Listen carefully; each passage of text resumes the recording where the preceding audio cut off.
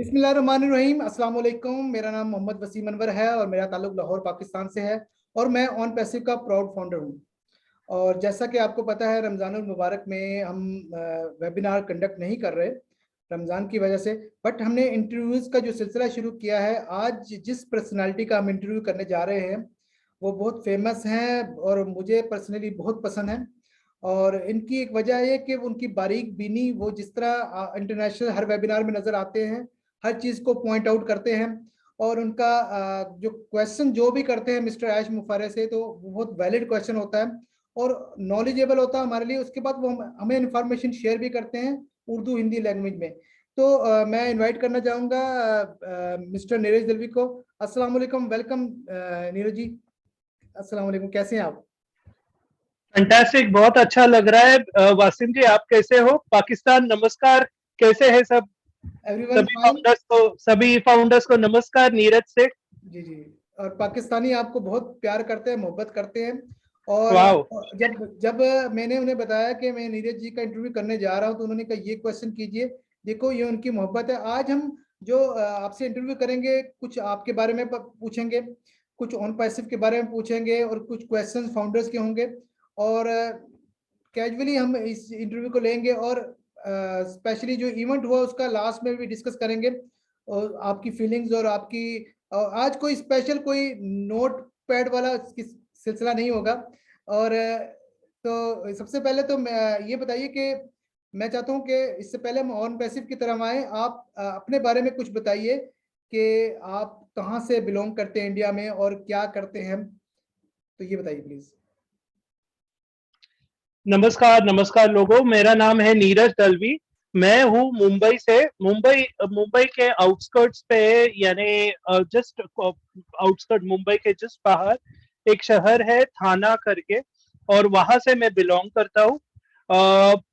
मैं ओरिजिनली बॉम्बे का हूँ, लेकिन रिसेंटली अराउंड दो चार साल पहले मैं यहाँ पे शिफ्ट हुआ हूँ।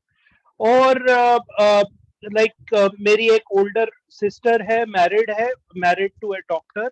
और मेरे मैं मम्मी के साथ रहता हूँ यहाँ पे। मेरे फादर एक्चुअली एक्सपायर हो चुके हैं। और मैं बेसिकली ऑन पैसिव में आने के पहले मैं बहुत से जॉब्स किए थे, लेकिन मेरा लास्ट जॉब तो वो कॉल सेंटर में था।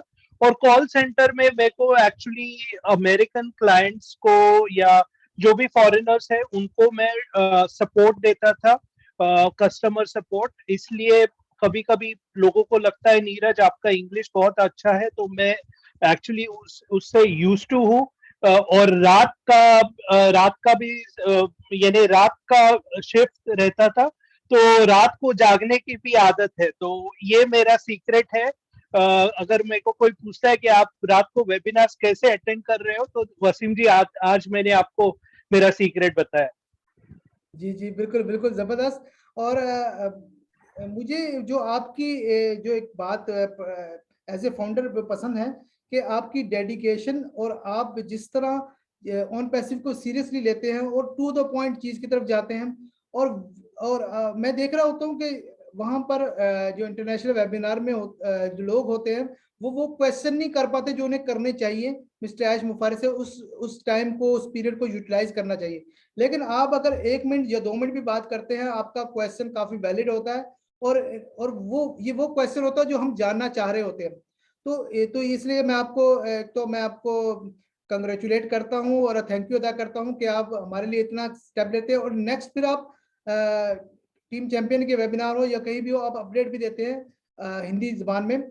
और ये कि ताकि हम लोग समझ सकें। और आई थिंक मैं आपको पीटर सरूर सर से एक स्टेप आगे इस तरह कंसिडर करता हूं। पीटर सरूर सर जस्ट समरी पेश करते हैं, तो आप थोड़ा एक्सप्लेन भी करते हैं। तो इसलिए मैं आपको कहता हूँ, आपकी डेडिकेशन को सलाम कहता हूँ। अच्छा सर, ये बताएं कि आप ऑन पैसिव आपने कब ज्वाइन की और क्यों ज्वाइन की? और आप आई थिंक 2019 में आपने ज्वाइन किया था अर्ली। आप कहते हैं ना अर्ली बर्ड में से आपका शामिल है। और ऑब्वियसली जब आपने ज्वाइन किया था उस वक्त तो ऑन पैसिव का शायद वेबसाइट भी नहीं थी और दूसरी चीजें भी नहीं थी, तो वो एक्सपीरियंस आपका कैसा था, वो कैसे हुआ आपका आना? ओके, तो चार एक्चुअली आपने वासिम ये रॉन्ग बोला, 2019 नहीं, मैंने 2018 में ज्वाइन किया ओह था। Great, sorry. तो 4 अक्टूबर 2018 में ज्वाइन किया था। एक्चुअली मैं इसके पहले बहुत ऑनलाइन प्रोग्राम्स करता था, और बहुत यानी लोगों से इंट्रोडक्शन हुआ था। तो एक फॉरेनर थे, लैरी फ्रेंची करके, पहली बार आपको बता रहा हूँ मेरे स्पॉन्सर का नाम। फेमस नहीं है, वेबिनार्स में नहीं दिखते, वो अटेंडीज रहते हैं, लेकिन वो मेरे स्पॉन्सर है और यूएस से है। और उन्होंने मेरे को लिख दिया था और बोला था कि ये देख लो, हम पहले एक ही प्रोग्राम करते थे और दोनों का नुकसान हुआ था। तो 4 अक्टूबर 2018 में मैंने डिसीजन लिया। तभी 2 वीडियोस थे, 2 वीडियोस लाइक उस तभी थॉट प्रोसेस था 2018 में कि पैसा कमाने का है, बस यही थॉट प्रोसेस था। 2 वीडियोस थे, 2 वीडियोस में थोड़ा सा कुछ अलग लग रहा था, लेकिन क्या अलग रहा था मेरे को मालूम नहीं था। मैं जस्ट ज्वाइन किया, $100 था, क्योंकि मैं सक्सेसफुल होना चाहता था। वो थॉट प्रोसेस था 2018 में। तो ये थी मेरी, तो वाई अगर मेरे को पूछोगे तो 2018 का वाई था कि मैं पैसा कमाना चाहता हूँ। जो बाकी के अपॉर्चुनिटीज भी ट्राई किए थे, चलो और एक ट्राई करते हैं। और मेरा फ्रेंड था, उसने सजेस्ट किया था, तो ट्रस्ट रख के मैंने ज्वाइन किया था। सो ये था 2018 में। जी जी बिल्कुल। और अब जैसा कि आप हर वेबिनार में भी होते, इंटरनेशनल वेबिनार में नजर आते हैं, इंडियन वेबिनार में नजर आते हैं, और आप इंफॉर्मेशन शेयर करते हैं, तो जाहिर है आपके नॉलेज आपने काफी गेन किया होगा 2018 से अब तक। तो अब आप ऑन पैसिव के बारे में आपकी क्या राय है? अब ऑन पैसिव को किस नजर से देखते हैं? आपका पॉइंट ऑफ व्यू क्या है, हम ये जानना चाहते हैं। ओके, ऑन पैसिव को अगर बराबर से समझना है, तो आपको एंगेज रहना पड़ेगा। आप एक दिन आके अगर उठ के बोलोगे हाँ मेरे को ऑन पैसिव है, समझ नहीं आ रहा है, तो नहीं समझने वाला है। आपको ऐश को सुनना पड़ेगा 4-4 5-5 घंटे में भी। आप लाइक लाइव नहीं देख सकते तो रिकॉर्डिंग देख सकते हैं। मैंने जब भी स्टार्ट किया था तो मैं थोड़ा सा बैक में जाऊंगा और मेरा ट्रांजिशन कैसा हुआ है मैं जाऊंगा। तो क्योंकि मेरे को मालूम है कि सभी फाउंडर्स का ट्रांजिशन ऐसे ही होता है। इनिशियली वासिम जी, मैंने जब 2018 में वेबिनार्स जब भी चालू किया था, तभी मेरे को बहुत तकलीफ होती थी। मैं आपको ओपनली बोल रहा हूँ, क्योंकि ये 4-4 5-5 घंटे, और रात को वेबिनार रहता था। सो जाता था, एज ए अटेंडी था तो प्रॉब्लम नहीं था, वो मेरा वॉइस नहीं आता था, लेकिन सो जाता था, फिर से आधे एक घंटे में उठ जाता था और देखता था क्या हुआ है, बाद में वीडियो रिकॉर्डिंग देखता था। तो ये मेरी स्टार्टिंग थी।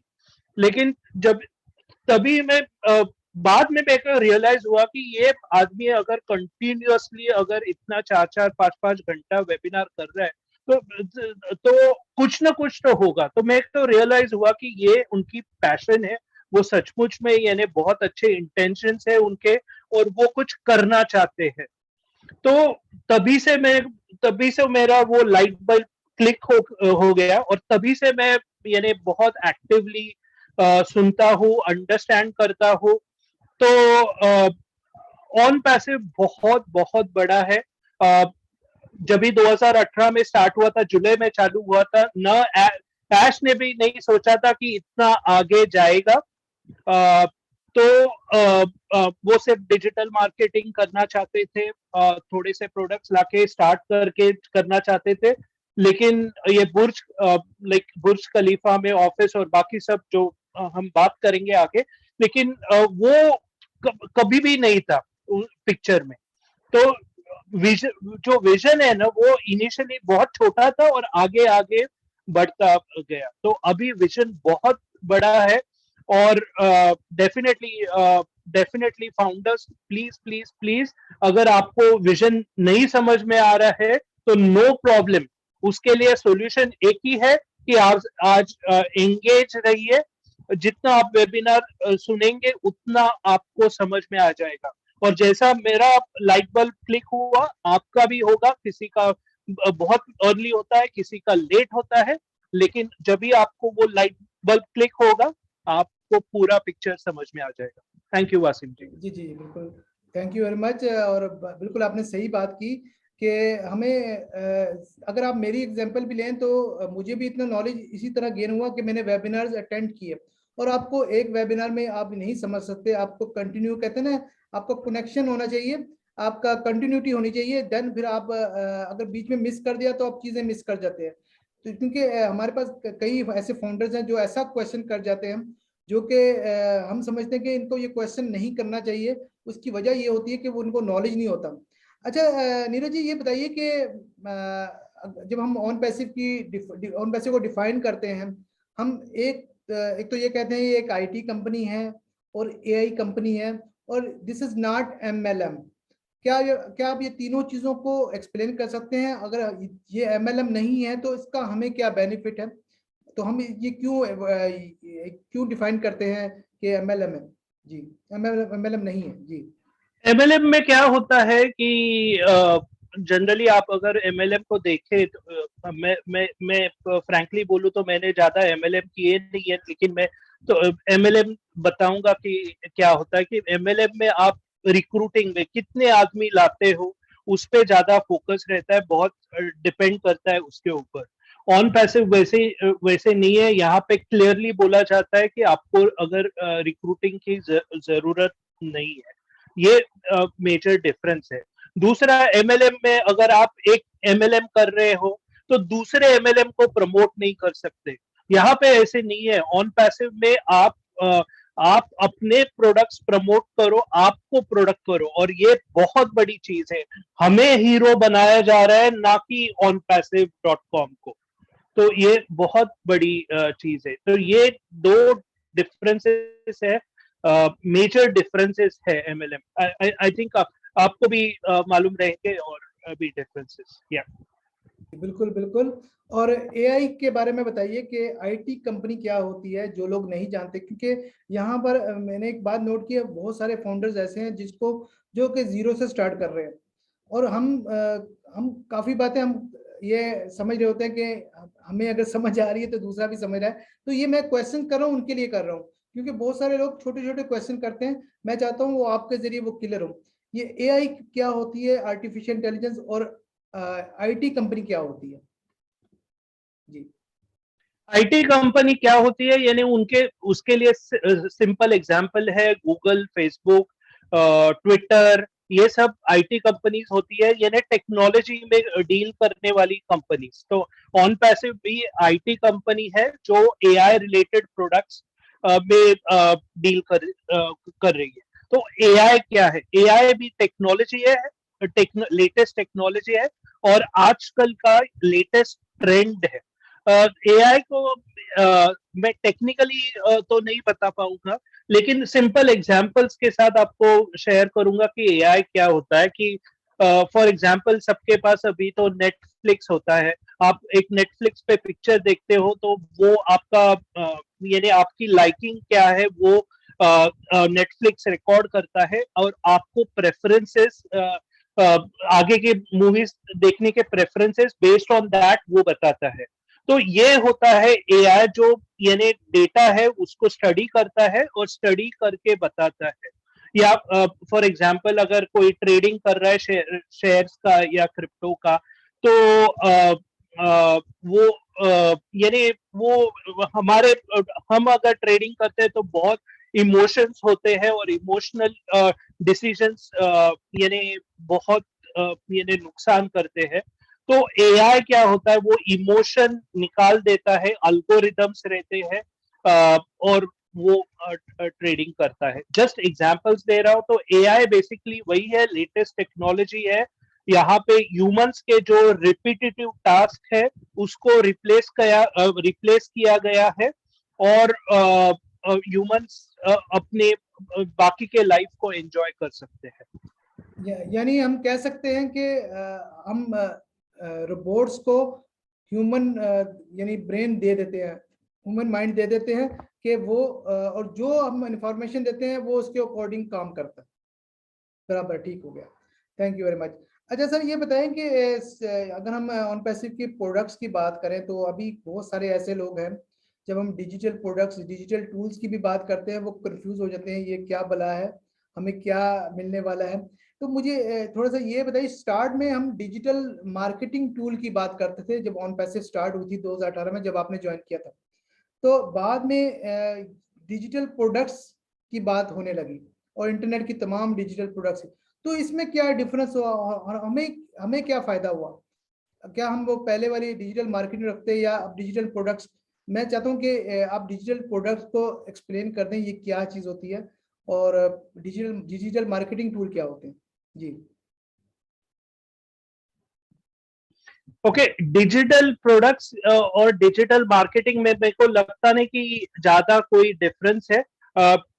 डिजिटल तो मैं डिफाइन करूंगा कि दो टाइप के प्रोडक्ट्स होते हैं, एक होते हैं फिजिकल प्रोडक्ट्स, दूसरे होते हैं डिजिटल प्रोडक्ट्स। फिजिकल प्रोडक्ट्स में क्या होता है कि अगर आप फिजिकल प्रोडक्ट्स बेच रहे हैं तो आपको उसका स्टोरेज रखना पड़ता है, आपको वो यानी इन्वेंट्री जो बोलते हैं, उसके पास आपको शिपिंग करना पड़ता रहता है, उसके पास यानी उसके नहीं गया उसके रिफंड्स विफंड्स मैनेजमेंट बहुत लगता है उसमें फिजिकल प्रोडक्ट्स में।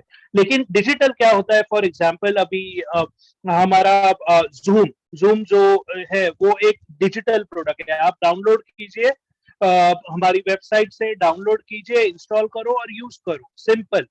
तो ये डिजिटल सिंपल टू यूज होते हैं, कन्वीनियंट होते हैं, लाइक उनको कुछ ऐसा देना नहीं पड़ता, मैनेजमेंट एकदम सिंपल रहता है, तो ये होते हैं। तो अभी डिजिटल मार्केटिंग टूल्स का आप बोल रहे थे, तो डिजिटल मार्केटिंग अगर आपकी एक वेबसाइट है, आप वेबसाइट है फॉर एग्जांपल आपका कोई भी बिजनेस है, ऑफलाइन बिजनेस है, तो आजकल के दुनिया में लाइक 2022 या आगे भी आपको सिर्फ ऑफलाइन बिजनेस रख के कुछ फायदा नहीं है, आपको ऑनलाइन बिजनेस, आपको ऑनलाइन आना पड़ेगा। ऑनलाइन से क्या होगा कि पूरा वर्ल्ड आपका पूरा यानी पूरे कस्टमर्स हो सकते हैं। तो अभी वो कस्टमर्स आने के लिए आपको कुछ ना कुछ आपका जो ऑनलाइन बिजनेस है उसको आपको लोगों को दिखाना पड़ेगा, उसके लिए डिजिटल मार्केटिंग होते हैं। तो डिजिटल मार्केटिंग में हो सकता है कि फॉर एग्जांपल कि ईमेल मार्केटिंग होता है कि आप बल्क में सबको जो जो भी प्रोस्पेक्ट्स है आपको उनको भेज दो, या आप और भी यानी आप फोटोज बना सकते हो, डिजिटल फोटोग्राफ्स, वो सब हो सकता है। आपका वो मेल हो सकता है, एक होता है बल्क ईमेल, एक होता है नॉर्मल ईमेल, एक होता है एक अच्छी सी वेबसाइट बनाना उसका। तो एक वेबसाइट बना, सिर्फ वेबसाइट बना के फायदा नहीं है उसको, जैसे भी आपका ऑफलाइन बिजनेस में एक अच्छे एरिया में लोकेशन होना चाहिए, वैसे ही आपको वेबसाइट भी लगती है, उसका होस्टिंग भी लगता है, जो मैनेज करता है वो वेबसाइट। तो ये सब डिजिटल टूल्स है। और ऑन पैसिव में ये अमेजिंग फैसिलिटी है कि ये सभी ऑनलाइन टूल्स है वो एक साथ आपको मिलेंगे, और ये एक गेम चेंजर है। क्योंकि अगर कोई मार्केटर या कोई भी देख रहा है ये वीडियो, तो उनको मालूम है कि अगर वो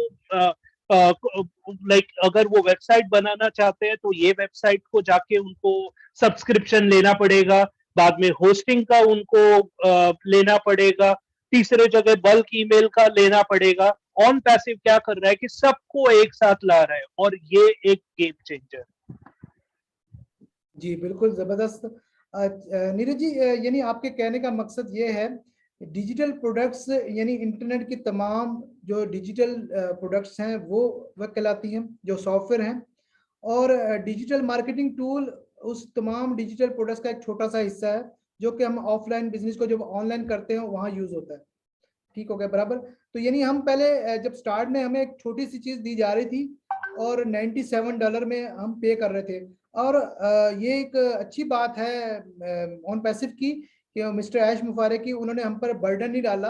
हालांकि आपको पता है, आप 2018 से अगर आप देखें तो क्या क्या चीजें इंक्रीज हुई है, क्या क्या चीजें हमें मिलने लगी हैं। फिजिकल प्रोडक्ट की भी बात हुई है, 30 फिजिकल प्रोडक्ट की बात हुई है, लेकिन ये कि प्राइस वही हमें हमने जो पे किए $97, उसमें इजाफा नहीं हुआ।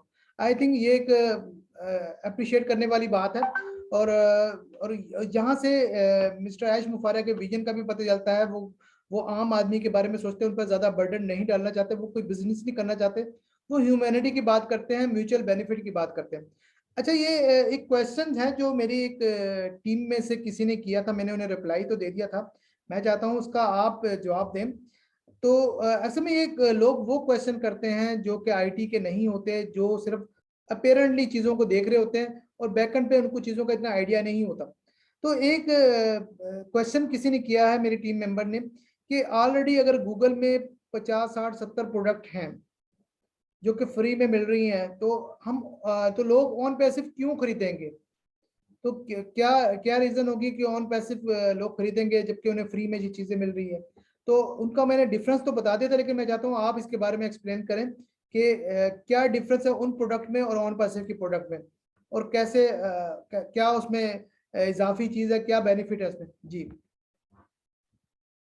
Thank you Washim. तो गूगल बहुत अच्छी कंपनी है, और मैं पर्सनली, नॉट ओनली मैं, लेकिन पूरी दुनिया उनके प्रोडक्ट्स यूज करती है। और लाइक क्या होता है कि इंटरनेट में अगर आप प्रोडक्ट्स यूज करते हो तो रेवेन्यू जनरेट होता है, आपका इंफॉर्मेशन उनके पास रहता है, प्लस वो अगर चाहे तो वो इंफॉर्मेशन यूज कर सकते हैं, एडवर्टाइजर्स को बेच सकते हैं, और उससे उनका इनकम होता है। तो यहाँ पे मेन डिफरेंस क्या है? तो गूगल जब गूगल, फिर से मैं बोलता हूँ कि बहुत बड़ी कंपनी है, अच्छी कंपनी है, लेकिन गूगल ने कभी ऐसे सोचा नहीं कि उनका जो प्रॉफिट है उसका कोई थोड़ा भी प्रॉफिट शेयर हमारे जो यूजर्स है उनके साथ शेयर करे। ऑन पैसिव में ये सब गेम चेंजर है, सेकंड गेम चेंजर है कि आपको यानी वो आप प्रोडक्ट्स भी यूज कर रहे हैं, और उसके लिए जो भी कंपनी का जो भी रेवेन्यू कलेक्ट होगा उसका थोड़ा सा हिस्सा आपके साथ बांटा जाएगा। और ये सबसे बड़ी चीज है, क्योंकि बड़े बड़े कंपनीज यानी बहुत अच्छे सर्विसेज तो देती है, लेकिन वो प्रॉफिट है वो अपने को ही लेना चाहती है। मेरे को चाहिए, मेरे को चाहिए। यहाँ पे ऑन पैसिव में क्या हो रहा है कि यस, हम बनाएंगे प्रॉफिट और हम सबके साथ बांटेंगे, सो सभी हैप्पी रहेंगे। तो जो रिच और पोर का डिफरेंस है वो एज सर रिड्यूस करना चाहते हैं, और ये बहुत बड़ी चीज है। जी बिल्कुल बिल्कुल, आपने जबरदस्त आपने बताया। और लोग एक्चुअली लोग समझते हैं कि सिर्फ गूगल जो प्रोडक्ट दे रहा है, और मेरा जो ख्याल है कि गूगल जो हमें प्रोडक्ट फ्री में दे रहा है, लेकिन वो हम यूज करने से जितना फायदा वो उठा रहा है। तो ऑन पैसिव जो करेक्शन टू करप्शन की बात करती है, तो वो ये है कि यहाँ पर जो हम सोशल मीडिया की जो भी इसकी प्रोडक्ट होंगी यूज करेंगे, हम अर्न भी करेंगे, हमें वो हमारा हक मिलेगा। ठीक है, ये तो बेनिफिट ये। सेकंड, जो प्रोडक्ट आप कंपेयर कर रहे हैं, जो आपको ऑलरेडी मार्केट में है, गूगल के पास भी है, वो भी हमारी काफी अच्छी होगी और उसके काफी बेनिफिट मिलेंगे। लाइक डेट जीमेल की अगर बात करते हैं, जीमेल हमें एक लिमिटेड कैपेसिटी देता है 25 GB की, और उसमें स्पैम मेल्स भी आती हैं। लेकिन ये ओ मेल में एक तो हमें कुछ स्पैम मेल नहीं आएगी, number one. Number two, secure होगा। और नंबर थ्री ये है कि ओ मेल जो है कि उसकी अनलिमिटेड कैपेसिटी होगी। और आई थिंक ये इससे बड़ी बात नहीं हो सकती हमें। अब मैं बजाते खुद अगर मुझे कैपेसिटी ज़्यादा चाहिए, अगर गूगल ड्राइव की चाहिए, तो मैं मुख्तलिफ ईमेल यूज़ करता हूँ, तब हमें मुख्तलिफ डिफरेंट ईमेल यूज़ करने की ज़रूरत नहीं होगी। तो ये अपेरेंटली जो चीजें नजर आ रही हैं वो ऐसी नहीं है। हमें अगर जो जो आईटी के जो यहाँ पर जो लोग हैं वो इस बारे में ज्यादा बेहतर जानते हैं। नीरज जी, आपको यह याद होगा एक इंटरनेशनल वेबिनार में एक किसी ने क्वेश्चन किया था इंडिया से कि मैं अकाउंटेंट हूँ या अकाउंटिंग के बारे में क्वेश्चन किया था, वो कब आएगा, क्योंकि हम जो ऑलरेडी जो सॉफ्टवेयर है वो इतना एक्सपेंसिव है, हम पे कर रहे हैं, तो वो कब आएगा। उन उन लोगों को इसकी वैल्यू का पता है। वो लोग तो वो तो सिर्फ एक प्रोडक्ट की बात कर रहे थे। यहाँ पर तो अगर ओ स्टाफ की बात की जाए, ओ अकेडमी बात, हमारे पास तो प्रोडक्ट्स ही काफी हैं। अभी तो हमें बताई ही थोड़ी गई हैं जो हमारे लिए तो सरप्राइज होंगे जो आगे नेक्स्ट आएंगी आई थिंक। तो अच्छा ये बताइए, एक क्वेश्चन और किया जाता है जो कि लोगों के जहन में ये है कि 1.3 मिलियन 12-13 लाख लोग फाउंडर बन चुके हैं। तो तो अब हमारी प्रोडक्ट कौन खरीदेगा, हम सारे तो हम ही आ गए। उनके ख्याल में 1.3 मिलियन से ज्यादा लोग ज्यादा नहीं होंगे, ज्यादा से ज्यादा डबल हो जाएंगे। तो आप एक तो ये क्लियर कीजिए कि वो अर्निंग कैसे होगी उनको, जो फाउंडर्स होंगे। जी बहुत अच्छा सवाल है कि अर्निंग कैसे होगी, सबसे बड़ा सवाल। पैसा कैसे आएगा। तो यहाँ पे पैसा कैसे आएगा उसके लिए पहले आपको समझना है कि हमारे जो प्रोडक्ट्स है पूरा इंटरनेट सॉल्यूशन है। तो इंटरनेट सॉल्यूशन यानी पूरे जो भी इंटरनेट पे जा रहे हैं लोग, उनको यूजफुल होगा। तो पहले तो कितने लोग इंटरनेट पे जा रहे हैं, तो अराउंड 4.5 बिलियन लोग, मिलियन नहीं, 4.5 बिलियन लोग। तो ये हमारा कस्टमर बेस हो सकता है। अभी हम हर एक थोड़ी प्रोडक्ट नहीं खरीदेगा, लेकिन मैं बता रहा हूँ कि मैक्सिमम कितना होगा। तो इतना हमें हमारे पास स्कोप है। तो क्या होगा कि अभी हम फाउंडर्स है, थोड़े टाइम के बाद फाउंडर्स पोजीशन खत्म होंगे, उसके बाद हम प्रोडक्ट्स बेचना चालू करेंगे। आपकी जो लिंक है वो आपको, यानी आपकी लिंक है वो सब जगह पे जाएगी। तो उसके बाद मार्केटिंग होगा। तो आपके फॉर एग्जांपल आपके लिंक से अगर जो कोई ज्वाइन करता है तो आपको कमीशन या कुछ पार्ट आ सकता है। उसके बाद में हम एक्चुअल जब भी फाइनल लॉन्च की तरफ जाएंगे, तभी हमें एक सब्सक्रिप्शन अमाउंट देनी है बिटवीन $200 to $300। लेकिन सब्सक्रिप्शन एक महीना ही देनी है। नेक्स्ट महीने से आपको प्रॉफिट्स में से ही वो कंट्रीब्यूट होंगे। तो प्लीज वो बहुत इंपॉर्टेंट पार्ट है, क्योंकि सब्सक्रिप्शन अगर बोलते हैं तो लोगों के कान खड़े हो जाते हैं कि हर महीना 200-300, अरे ये तो बताया नहीं गया था। तो वो क्लियर कर रहा हूं। तो उसके बाद आपका एक डोमेन क्रिएट होगा। डोमेन यानी क्या, आपकी एक वेबसाइट क्रिएट होगी, यानी wasim.com या neeraj.com। और वहां पे आप जो पैसा भर रहे हो उसके अगेंस्ट आपको ट्रैफिक भेजा जाएगा। और ट्रैफिक ट्रैफिक भी कैसा होगा, वो टारगेटेड ट्रैफिक होगा। टारगेटेड ट्रैफिक यानी क्या कि ये फॉर एग्जांपल ये आपके प्रोडक्ट्स है, वो प्रोडक्ट्स आपके इंटरनेट रिलेटेड प्रोडक्ट्स है। और यहाँ पे आपका ट्रैफिक यानी लोग है जो यही प्रोडक्ट्स चाहते हैं। तो ये पहले ही कंपनी ने आइडेंटिफाई किया है वो लोगों को, और वो लोगों को आपके वेबसाइट में बेचेंगे। तो होगा क्या कि वो कन्वर्जन के चांसेस बहुत बढ़ जाएंगे। और कन्वर्जन के चांसेस अगर बढ़ जाएंगे, थोड़े कन्वर्जन होंगे, तो उसका कमीशन किसको आने वाला है, आपको आने वाला है। आपको क्यों आने वाला है, क्योंकि आपके वेबसाइट से सेल हुए हैं। तो ऐसे करके वो कमीशन आने वाले हैं। और भी सरप्राइजेस है ऐश ने। तो ना मैं ना वासिम बता सकते कि ओके ये एंटायर स्ट्रक्चर है, यहाँ से पैसे आएंगे, यहाँ से पैसे आएंगे, यहाँ से पैसे आएंगे, यहाँ के पैसे आएंगे, नहीं। लेकिन ये जनरल आइडिया दे रहा हूँ कि कैसे आएंगे। उसके अलावा मेरे को मालूम है कि बहुत बहुत रेवेन्यूज रहेंगे एज सर के साथ, और अभी तक उन्होंने डिस्क्लोज नहीं किए। वासिम में भी आप अगर कुछ ऐड करें इसमें। जी बिल्कुल। एक्चुअली एक क्वेश्चन भी एक साथ किया जाता है कि यहाँ पर हमारे अर्निंग के कितने तरीके होंगे। तो अब ये कि एक्चुअली आपने सही कहा, अभी हमें काफी चीजें हाइड की जिसकी रीजन है आई थिंक, जिस तरह ये स्कैम होता है, कॉपी कैट, बड़े कुछ सिलसिले होते हैं, नेगेटिविटी होती है, तो ये चीजें जरूरी है हाइड की जाए। आपको याद होगा स्टार्ट में एक पैकेज दिया गया था और वो काफी कंपनियों ने उसे कॉपी कर लिया था, उसकी जिसकी वजह से रिमूव करना पड़ा। और यहाँ पर अर्निंग के जो तरीकों की बात होती है, वो तो जब हम जब ज्वाइन लॉन्च होगी तब तो हमें पता चलेगा ये। और लेकिन वाकई एक ऐसे लेफ्ट से हमारी अर्निंग होगी, राइट से अर्निंग होगी, और उसमें सबसे पहले तो हम जो ट्रैफिक पैकेज बाय करेंगे, वो जो हमारे वेबसाइट बनेगी, जो हमें बिजनेस मिलेगा। नॉर्मली क्या होता है कि अमेजोन, हम हमारी ख्वाहिश होती है इंडिया में भी पाकिस्तान में भी, अगर कोई बिजनेस करें जो हम कमाएं तो अमेजोन में काम करें। लेकिन अमेजोन में हर शख्स कामयाब नहीं होता, क्योंकि उसमें काफी टूल यूज करने पड़ते हैं, काफी मेहनत करनी पड़ती है, हर शख्स के पास इतनी अकल नहीं है कि वो इस चीज को मैनेज कर सके।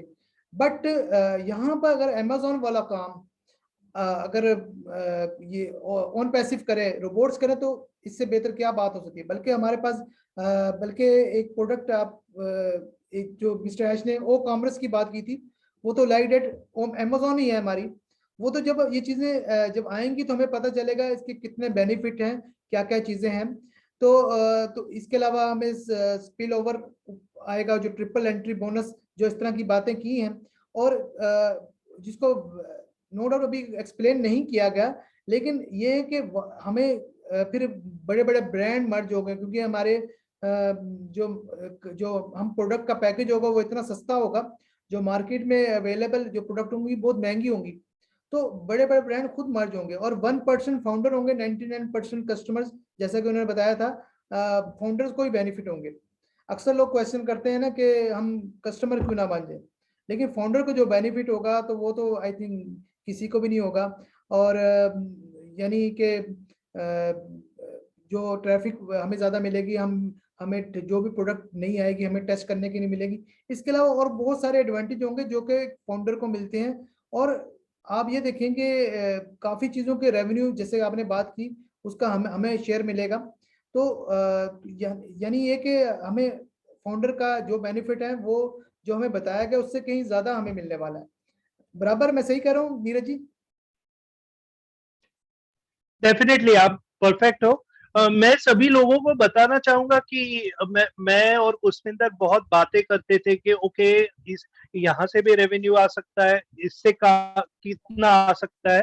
और तो हमने बाद में उसकी बातें यानी उसके बारे में बात करना ही छोड़ दिया, क्योंकि बहुत रेवेन्यूज है जो हमें भी मालूम नहीं है।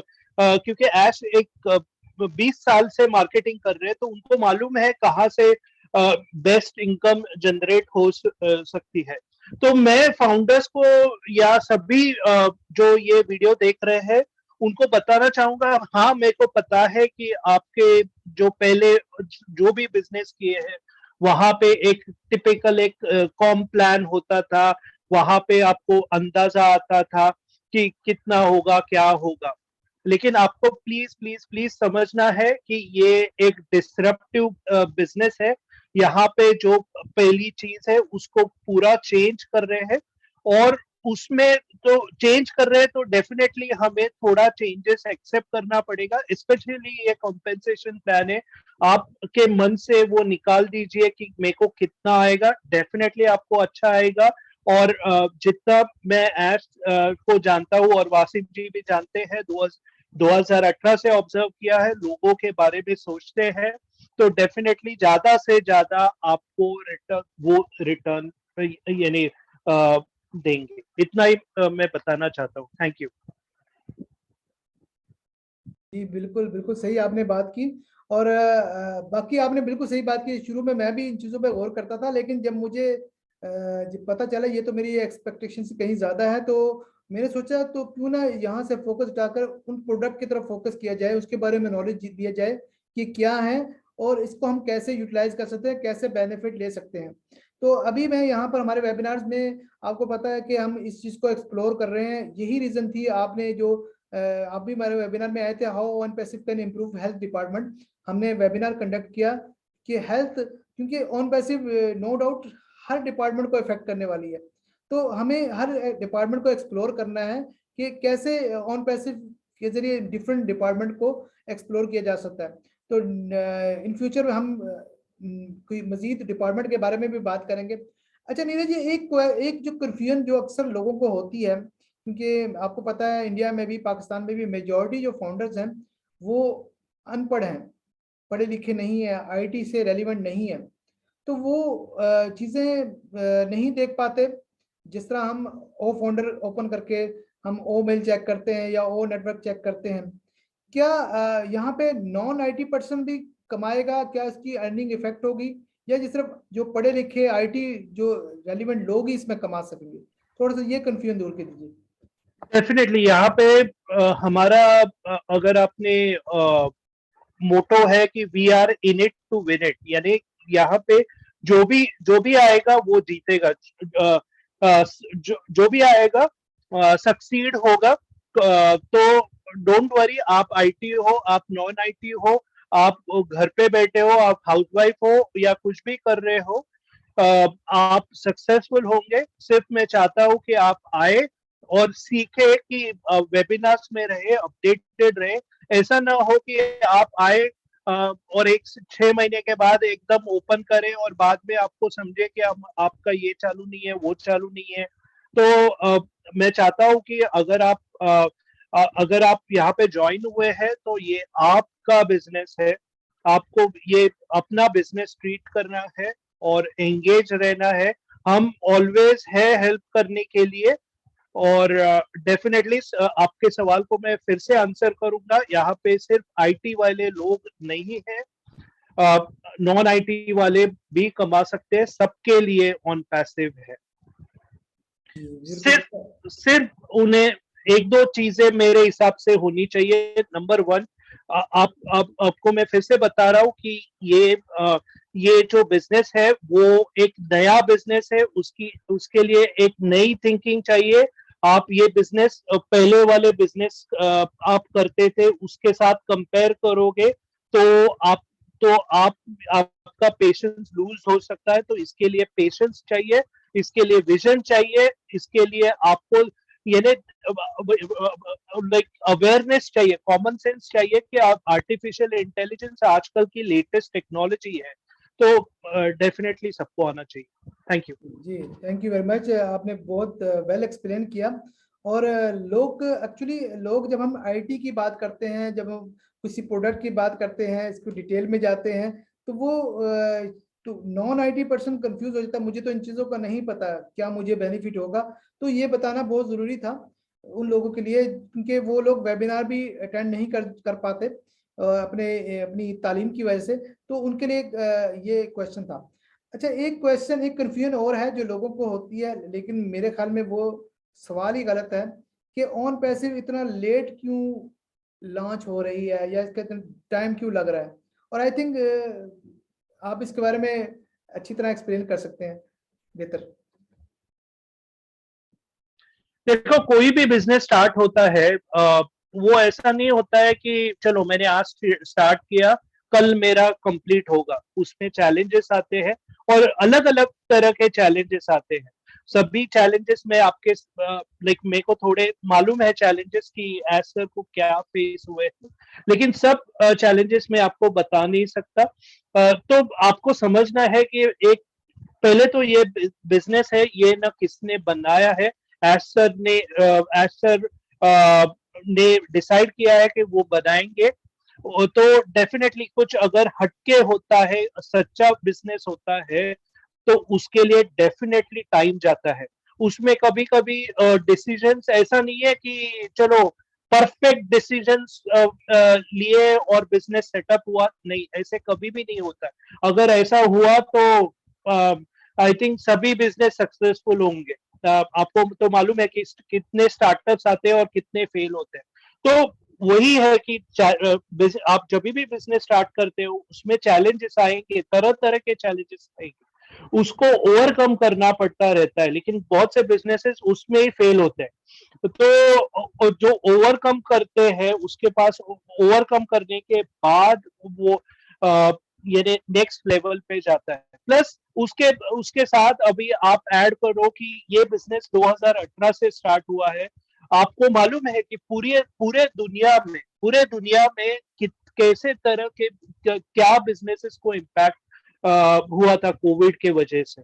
तो वो दोनों फैक्टर अगर आप कंसिडर करोगे तो डेफिनेटली हमें ये सोचना नहीं है कि बिजनेस कितना टाइम लगता है, हमें ये सोचना है कि ये बिजनेस अभी राइट डायरेक्शन में है कि नहीं, क्या हम ग्रोथ कर रहे हैं। अगर आप ग्रोथ कर रहे हो और आपको अगर वो थिंकिंग आती है कि हाँ ये बिजनेस राइट पाथ पे है, राइट ग्रोथ पे है, तो मैटर नहीं करता, आपको सक्सेस डेफिनेटली मिलेगा, आज नहीं तो कल। जी बिल्कुल बिल्कुल, आपने सही कहा। लेकिन जो मेरा जो एक ऑब्जर्वेशन है कि ज्यादातर तो एक तो वो लोग क्वेश्चन करते हैं जो कि आउटसाइडर होते हैं, जो कि दूसरे website base MLM base business के साथ ऑन पैसिव को जोड़ रहे होते हैं कि वो कंपनी तो लॉन्च होगी, लेकिन वो कंपनी जैसे लॉन्च होती है वैसे चली भी जाती है, नंबर वन। और दूसरे इनसाइडर वो होते हैं जो वेबिनार कंडक्ट नहीं करते, इन चीजों को अंडरस्टैंड करने की कोशिश नहीं करते। तो अगर हम गूगल की मिसाल दे सकते हैं, फेसबुक को 8-9 साल लगे थे बनने में, और उन्होंने फाउंडरशिप के लिए $500 के लिए जब लोगों से रिक्वेस्ट की थी तो सिर्फ दुनिया से 9 लोग राजी हुए थे, बाकी लोगों ने उनका मजाक उड़ाया था। आज वही 9 लोग मिलियंस डॉलर डेली कमा रहे हैं। तो ये उस किस्म का बिजनेस है, और मैं तो कहता हूं कि अगर वो वन प्रोडक्ट थी तो वो मिलियंस डॉलर डेली कमा रहे हैं। हमारे पास तो प्रोडक्ट के काफी यानी अंबार पड़े हैं हमारे। जो आर्टिफिशियल इंटेलिजेंस, हमें एक प्रोडक्ट से हमें बिजनेस आता है, कभी दूसरे से आएगा, कभी तीसरे से आएगा, क्योंकि हमने तो कोई चीज बेचनी नहीं है, सारा काम ऑटोमेटिक ही होगा। तो हमें कहीं ना कहीं से तो बेनिफिट मिलने ही वाला है। फिर अक्सर लोग कंफ्यूज हो जाते हैं कि भाई हम 3 आईडी बना पाएंगे नहीं बना पाएंगे। तो वो तो अगर कोई एग्जांपल दी जाती है, वर्स्ट कंडीशन की बात की जाती है, अगर 3 महीने बाद 2 महीने बाद 3 आईडी बने तो ये अर्निंग होगी। लेकिन जब मैं उन्हें एग्जांपल देता हूँ कि जब आप एक दुकान लेते हैं, बिजनेस करते हैं, तो सेल्समैन आपके बिजनेस के लिए जाते हैं, क्या पॉसिबल होगा कि आपके 10 सेल्समैन है और महीने में आपको तीन तीन बिजनेस भी ना ला के दें? तो वो तो कहीं ज्यादा ला के देंगे, तो ये तो फिर रोबोट है। तो हमें डेफिनेटली काफी अच्छा मिलने वाला है, और हमें थोड़ी सी अपनी विजन को, अपनी सोच को पॉजिटिव रखना पड़ेगा, और उसको देखना पड़ेगा। अच्छा, ये हम अर्निंग की अब बात कर रहे थे, तो अर्निंग में से एक चीज मैं जो चाहता हूँ कि लोगों को पता चले, कि हम बात होती है डेटा सेंटर की, कि एक तो ये डेटा सेंटर के बारे में बताएं, और ये हमारा अपना अगर डेटा सेंटर है तो उसका क्या बेनिफिट है हमें, तो ये थोड़ा सा बता दें। तो डेटा सेंटर क्या होता है? अभी आपको 2022 में सबसे इम्पोर्टेंट चीज को क्या है? डेटा। डेटा यानी फेसबुक के पास डेटा है, गूगल के पास डेटा है, वो यूज कर रहे एक डिफरेंट वे से लाइक रेवेन्यू बनाने के लिए। तो डेटा बहुत क्रिटिकल है आजकल। डेटा का यूसेज, जिसके पास डेटा है वो एकदम फेमस है, और वो बेसिकली आगे बहुत इनकम कमा सकता है। तो वो डेटा, अगर आपका इतना सब डेटा है तो वो मैनेज करना भी बहुत इंपॉर्टेंट चीज है। तो अभी क्या होता है कि जो भी बिजनेसेस आते हैं, इतना डेटा होता है, वो बहुत डिफिकल्ट रहता है मे बी स्मॉल बिजनेस को, या अगर बड़ा बिजनेस है तो उनको भी कभी कभी बहुत डिफिकल्ट रहता है मैनेज करने के लिए। तो वो डेटा मैनेज कैसे करें? तो जो बड़ी बड़ी कंपनीज है, यानी अमेजोन वेब सर्विसेज, जो उनके डेटा सेंटर है, उनके पास क्या होता है कि बहुत बड़ा ऑफिस सेटअप रहता है डिफरेंट लोकेशंस में।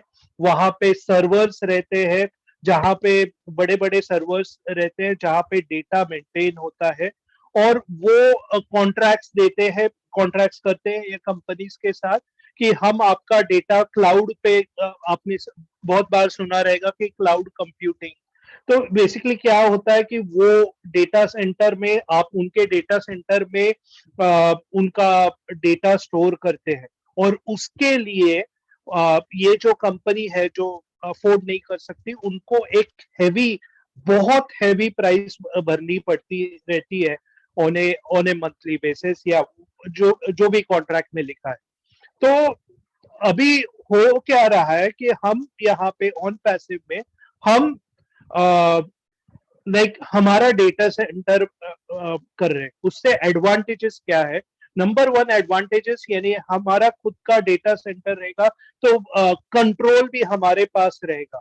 इसलिए लाइक जब भी हम बोलते हैं कि हम आई थिंक वासिम ने बोला कि हम अनलिमिटेड देंगे, जीमेल का एक लिमिटेड स्पेस है लेकिन हम अनलिमिटेड देंगे, तो ये डेटा हमारे पास जब भी कंट्रोल होगा तब भी हम दे सकते हैं।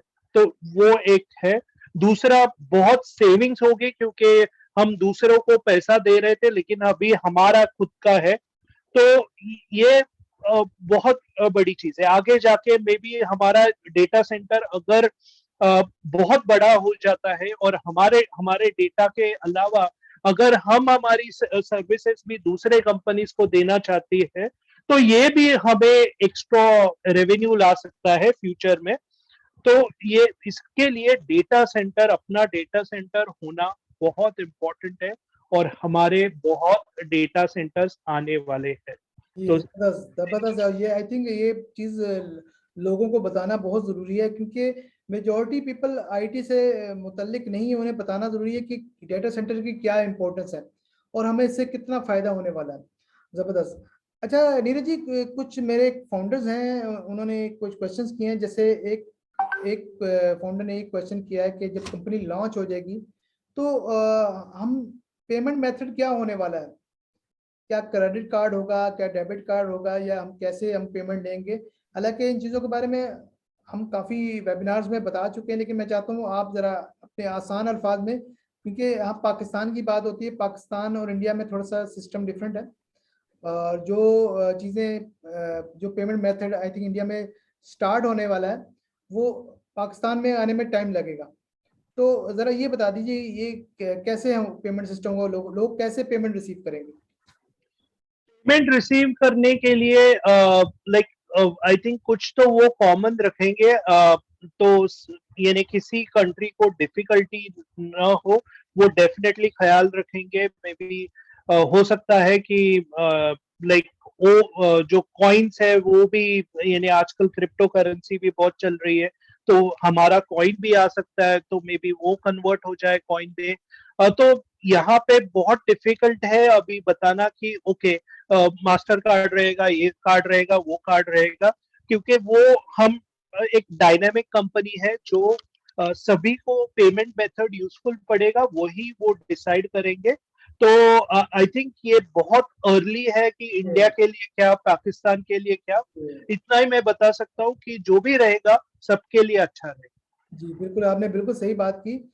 और ये यही रिप्लाई मैंने भी उन्हें दिया था कि यह बहुत अर्ली क्वेश्चन है, जब टाइम आएगा तो सब चीज़ें रिवील हो जाएंगी और देन फिर आपका क्वेश्चन बनता है कि अगर आपको फिर समझ आए तो ये क्या वो क्या। तो अभी बहुत अर्ली है। अच्छा सर ये बताएं कि एक हमारी बहुत अच्छी प्रोडक्ट है ओब्लेस। ओब्लेस एक हमारे रावलपिंडी से हमारे एक फाउंडर हैं, वो 2019 दिसंबर नवंबर 2019 से फाउंडर हैं। बुजुर्ग हैं, 62 ईयर ओल्ड हैं, लेकिन उनकी डेडिकेशन ये है कि कॉलेज उनको हुआ लेकिन वो वेबिनार अटेंड करते हैं और अटेंडेंस देते हैं। उन्होंने ये क्वेश्चन किया कि जो ओब्लेस है हम उसको कैसे इस्तेमाल कर सकेंगे जब हम जो ऑन पैसिव लॉन्च हो जाएगी, और कोई अगर वहाँ से हेल्प लेना चाहेगा ओब्लेस से तो उसका क्या तरीकाकार होगा? तो ये थोड़ा सा ओब्लेस के बारे में अगर आप कोई मिस्टर ऐश ने अगर कोई इसके बारे में थोड़ा कोई आपको ओके, ओबेस में क्या है कि अगर आप कोई भी अगर कंपनी आप आजकल देखो तो एटलीस्ट इंडियन गवर्नमेंट में तो बोला गया है कि आपको थोड़ा सा कॉर्पोरेट सीएसआर एक्टिविटी कर रहा है।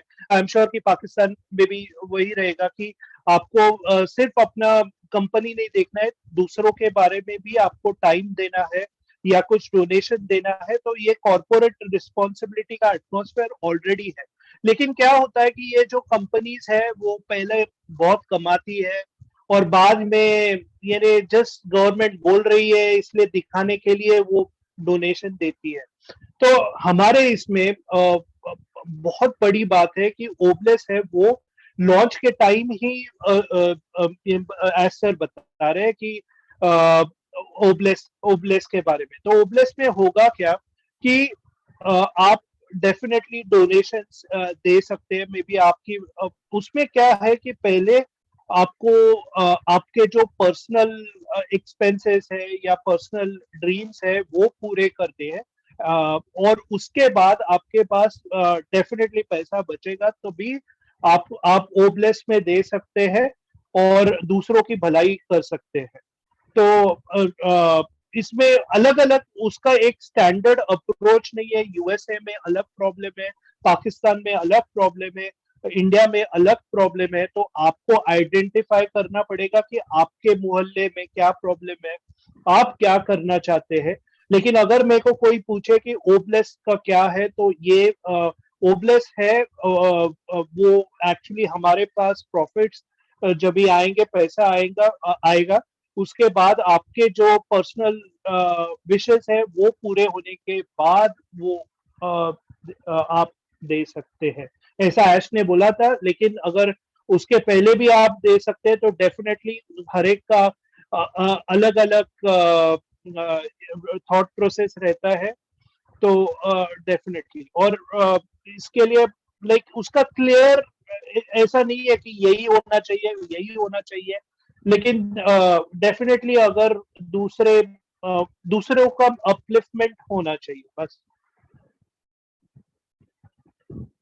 म्यूट जी म्यूट है। जी, बिल्कुल बिल्कुल आपने सही कहा। और ओ प्लस एक ऐसी चीज है जिसके बारे में जितनी भी डिस्कशन की जाए, जितनी भी आइडियाज दी जाए, आपको याद होगा कि 11 अप्रैल को जो हमारे इवेंट के बाद वेबिनार हुआ था, ऐश ने एक क्वेश्चन किया था कि हम पॉवर्टी को, गुर्बत को कैसे रिमूव कर सकते हैं, अपनी सजेशन दें।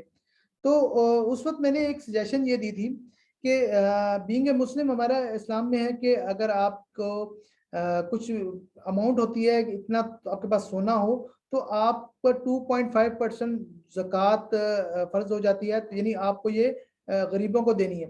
तो अगर ये चीज़ें इम्प्लीमेंट हो जाएं पूरे वर्ल्ड में, 2.5% कोई, देखिए अगर वो इम्प्लीमेंट भी होती है तो एक मखसूस आपकी अर्निंग के बाद स्टार्ट होती है, नंबर 1। दूसरी बात है, अगर अगर ये इम्प्लीमेंट हो जाए तो आई थिंक 2.5% कुछ भी नहीं है। तो पूरी दुनिया से गुर्बत रिमूव कर दे। तो अगर मैंने उनसे ये कहा था कि अगर यही चीज, इसी फार्मूला को इम्प्लीमेंट करें, अगर हम ये कर लें कि अगर हमारा फाउंडर अगर $500 या $1000 इतनी अमाउंट उसकी हो जाती है महीने में, तो ऑटोमेटिक उसकी 2.5% डिडक्ट होकर ओ फाउंडर में हो जाए। फिर वहां पर एक मखसूस सिस्टम हो, और वहां पे सिक्योरिटी ब्लॉकचेन में वो सब कुछ वेरीफाई हो रही हो कि कहीं वहां पर, आपको पता ना, ये भी डाउट होता है कि चीजें सही जगह पर लग भी रही कि नहीं। तो वो सिस्टम बनाया जा सकता है। तो 2.5% तो ऑटोमेटिक होता ही रहेगा हर फाउंडर को। 1.3 मिलियन फाउंडर हैं। लेकिन उसके बाद अगर हम पर्सनली बात करें, अगर फर्ज करें हम, हमारा महीने का खर्चा 50,000 1 लाख रुपए है, तो ओन पैसिव आने के बाद अगर आप 5 लाख 10 लाख रुपए भी खर्चा रखने के बाद बाकी पैसे, क्योंकि अब बहुत ज्यादा अर्निंग आने वाली है, आप सिर्फ वो फाउंडर के लिए आप मखसूस कर दें, आई थिंक बांटने से बढ़ता ही है। तो हमारी कमी नहीं, हमारी जरूरत उतनी ही रहनी जितनी हमने इस्तेमाल करनी है।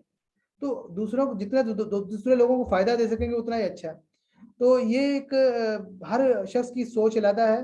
तो मेरी ये सोच है कि लिमिटेड अर्निंग के बाद बाकी हम कुछ मेरे आइडियाज हैं जो कि मैं जब ऑन पैसिव लॉन्च होगी तो मैंने कुछ पेपर वर्क किया हुआ, वो इंशाल्लाह मैं फिर आपसे भी डिस्कस करूंगा इंशाल्लाह। तो ऑब्वियसली आपके पास भी कुछ ऐसे आइडियाज होंगे कि हर जो भी ऑन पैसिव को ज्वाइन कर चुका है वो इसी विजन के साथ है कि हम पॉवर्टी को रिमूव करें, गुर्बत का खात्मा करें, लोगों की मदद करें। अच्छा सर, ये बताइए कि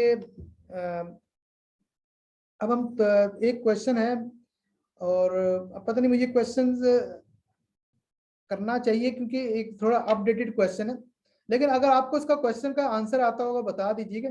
ये मुझे पूछा है यासिर भाई ने, इस्लामाबाद से, आपको पता है। तो वो, क्योंकि वो एक हेल्थ सर्विसेज का बिजनेस करते हैं, तो उन्होंने ये क्वेश्चन किया था कि उनके पास होता ही है कि जब लोग कॉल करते हैं तो उन्होंने स्टाफ रखा हुआ है, उनको सैलरी देते हैं।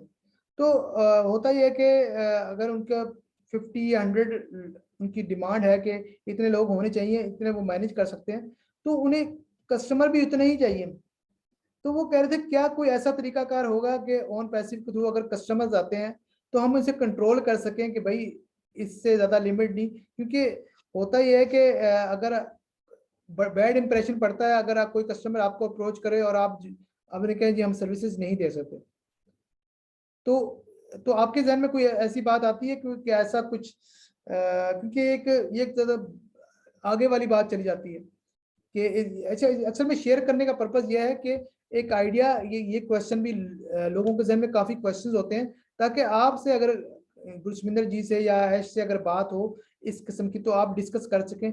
ऐसे लोगों के लिए क्या कोई ऐसी कोई चीज़ होगी कि वो कंट्रोल कर सकें अपने टारगेटेड ट्रैफिक को उसको कंट्रोल कर सकें? तो बाज़ दफ़ा ज़्यादा भी खतरनाक हो जाती है ना ज़्यादा चीज़। राइट, तो हो सकता है, I think like may be like कुछ ऑप्शन रह सकता है हर महीने में आपको कितना टारगेटेड ट्रैफिक चाहिए। अगर आपको मे बी जरूरत से ज्यादा मिल रहा है तो आई थिंक लाइक कंट्रोल कर सकते हैं, लेकिन मेरे हिसाब से लाइक यहाँ पे कस्टमर्स है वो मे बी ऑन पैसिव के वेबसाइट पे लाई उनको बोलिए कि ऑन पैसिव का जो है वेबसाइट वो कॉन्फ़िगर कीजिए, तो उनकी यानी जेबें भरती रहेंगी, तो वो मैनेज कर पाएंगे। यहाँ पे कस्टमर्स नहीं आएंगे। अगर कस्टमर्स में उन्होंने उनकी वेबसाइट रखी है तो ये प्रॉब्लम आ सकता है। तो मे बी आप ऑन पैसिव की वेबसाइट रखिए, तो टूल्स से अगर वो जो भी कस्टमर्स आएंगे वो तो आपको रेवेन्यू तो बढ़ता रहेगा ना, तो रेवेन्यू बढ़ने में कुछ प्रॉब्लम नहीं। हाँ जी बिल्कुल, लेकिन वो होता ही है कि समटाइम होता है कि जैसे कुछ सॉफ्टवेयर अगर आपने सेल करना तो वो आप जितना दफ़ा मर्जी सेल कर दें उस पर कोई नहीं होता, लेकिन ये होता है कि जब आपने सर्विसेज देनी होती है तो आप आपके पास इतना स्टाफ नहीं होता। अगर आपके पास 100 है तो 100 से ज़्यादा अगर कोई क्यूरीज आ जाती है आप नहीं मैनेज कर सकते तो ये फिर बैड इंप्रेशन जाता है। तो ये डिपेंड करता है कि आप बिजनेस कौन सा कर रहे हैं। तो कुछ बिजनेस में ये भी है कि आपको ट्रैफिक कंट्रोल करने की ऑप्शन वो चाहते हैं कि हम एक सेट कर दें कि 100 से ज़्यादा हमारे पास क्यूरीज ना आए।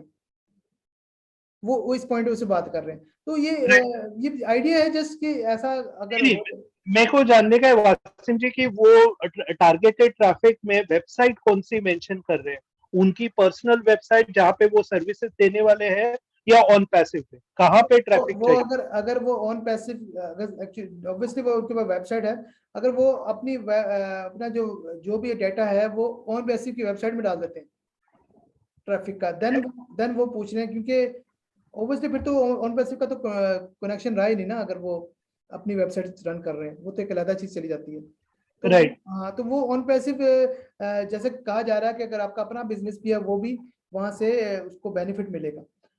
तो वो उनके कहने का मकसद है कि वहां पर एक ऐसी ऑप्शन हो कि हम अपनी जो ट्रैफिक को कंट्रोल भी कर सकें, ज़्यादा ट्रैफिक को, कि हम इससे ज़्यादा हमारे पास एक मंथ में या एक दिन में इससे ज़्यादा हमें क्यूरीज ना मिले, ताकि हमें जो क्यूरीज मिले उनको बैड इंप्रेशन ना जाए, ताकि हम सब कुछ हल करें। तो उनका मकसद ये है। तो बताने का मकसद है कि आप अगर गुरशमिंदर जी से या कभी डिस्कस तो हो सकता है कि क्योंकि मैंने एक चीज़ नोट की है, ऐश आइडियाज़ लेते हैं, सजेशन लेते हैं और उस पर अमल भी करते हैं।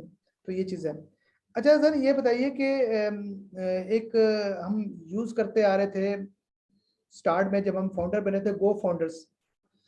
फिर अचानक अनाउंसमेंट हुई कि अब ओ फाउंडर्स में हम कन्वर्ट हो गए हैं। तो रीज़न क्या थी? हम वो फाउंडर से भी सब कुछ ऑपरेट कर सकते थे, तो ये ओ फाउंडर में कन्वर्ट करने की वजह कि हमें क्या बेनिफिट है ओ फाउंडर में आने का? थोड़ा ये बता दीजिए। डेफिनेटली, बहुत अच्छा सवाल है। गो फाउंडर्स में क्या हो रहा था, सिक्योरिटी कंसर्न्स बहुत थी। अगर आपको पता है कि गो फाउंडर्स हमारे जब भी था तब हमें मैसेजेस, ईमेल मैसेजेस आ रहे थे कि लाइक आपको मालूम है कि कैसे ईमेल मैसेजेस आ रहे थे, तो सिक्योरिटी में बहुत इश्यूज थे। तो वो चाहते थे कि एक अच्छी वेबसाइट वो करे, तो इसलिए ओ फाउंडर्स आई है, उस पे ज्यादा सिक्योरिटी फीचर्स थे।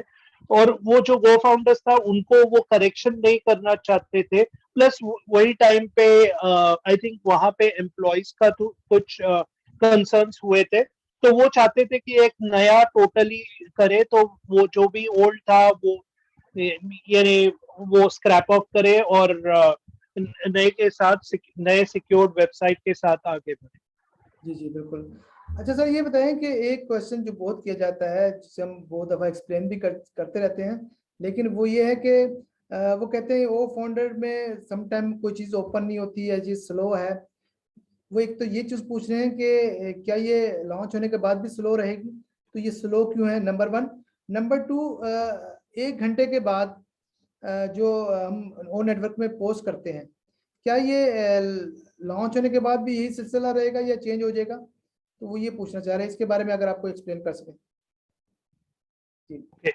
फर्स्ट ऑफ ऑल जो आप बोल रहे हैं कि कभी कभी प्रोडक्ट्स है वो ओपन बहुत स्लो ओपन होते हैं, ये एक टेम्परेरी फेज है। प्लीज अंडरस्टैंड कि ये एक बीटा टेस्टिंग का फेज है। यहाँ पे हम टेस्ट करते हैं क्या अच्छा है क्या नहीं। डेफिनेटली एश्योर्ड रहिए कि आगे जाके हमारे ये स्लो नहीं रहेगा। ऑल्सो मैं बताना चाहता हूँ कि तभी हमारा डेटा सेंटर भी इन प्लेस रहेगा, तो वो भी फायदा होगा। और डेफिनेटली वो ऐश नहीं चाहते कि हम फाइनल लॉन्च में जाए और वो प्रोडक्ट्स स्लो। सॉरी, और दूसरा सवाल क्या था? दूसरा दूसरा सवाल था ये, एक तो मैंने ये किया था कि ये क्या कि ओ नेटवर्क में जब हम 1 घंटे के बाद पोस्ट करते हैं, तो अभी ये हाँ पैटर्न यही रहने वाला है आफ्टर लॉन्च, क्या ये चेंज होगा? या आई थिंक इसके बारे में हम कुछ कह नहीं सकते। हाँ, उसके बारे में कुछ बोला नहीं है, लेकिन प्लीज अंडरस्टैंड कि ये रूल आता ही नहीं अगर हम अच्छी तरह से यूज करते। ओ नेटवर्क ऐसा प्लेटफॉर्म है कि हमें बिजनेस रिलेटेड इंटरनल कम्युनिकेशन करनी है। मे बी कुछ दूसरों को इंस्पायर्ड हो जाए फाउंडर्स, ऐसा कम्युनिकेशन करना है। लेकिन मे बी बहुत से फाउंडर्स ने उसको मे बी एक दूसरा व्हाट्सएप समझा या मैसेंजर समझा या कुछ अलग ही उनका कुछ अलग ही समझा। गुड मॉर्निंग, भगवान के फोटोज, ये तो ये स्टेप्स, अगर अगर कोई बिजनेस का एक पर्पस सॉल्व नहीं होता है तो वो उनको रोकना पड़ता है और उसमें कुछ चेंजेस लाने पड़ते हैं। तो अभी देखना पड़ेगा, ऐश के ऊपर ही है कि ये वो आगे जाके क्या करते हैं, हमारे हाथ में नहीं है। अगर हम बराबर से यूज करते हैं तो मे बी आगे जाके कुछ हो सकता है। जी बिल्कुल बिल्कुल सही कहा आपने। और ये हमें ये हम ये एजुकेट तो करते रहते हैं कि ओ नेटवर्क में प्लीज आप कोई इररेलेवेंट पोस्ट मत करें, अपनी पिक्चर्स जैसे कि बताया भगवान की है या कोई कोई मजहबी पोस्ट मत करें, ना पॉलिटिकल पोस्ट करें, ना कोई अपने बच्चे की तस्वीर लगाएं, ना कोई ऐसी चीज करें। और गुड मॉर्निंग वगैरह का मैसेज करने की जरूरत नहीं है। बल्कि मैंने अपनी जो मेरी टीम है, मैंने ये कहता हूँ कि आप जो हमारी जूम मीटिंग होती है, जो वेबिनार्स होते हैं, उन वो पोस्ट किया करें। और जो इस जैसे कि ये इंटरव्यू है या ऑन पैसिव से रेलिवेंट जो भी वीडियोस होती है वो पोस्ट किया करें, तो जो कि रेलिवेंट बनती है, ताकि हम क्या कर रहे हैं, ताकि हम वहाँ पे लोगों को बता सकें। जो वो हमारा अपना नेटवर्क होगा, हमें अपने नेटवर्क में चीजें एक्सप्लेन होंगी। अच्छा सर, ये बताइए कि ऑन पैसिव जब स्टार्ट में हमने ये सुनने में आया था कि जो गो फाउंडर्स, जब ऑन पैसिव लॉन्च होगी तो गो फाउंडर्स खत्म हो जाएगा, उसका डाटा ट्रांसफर हो जाएगा ऑन पैसिव में।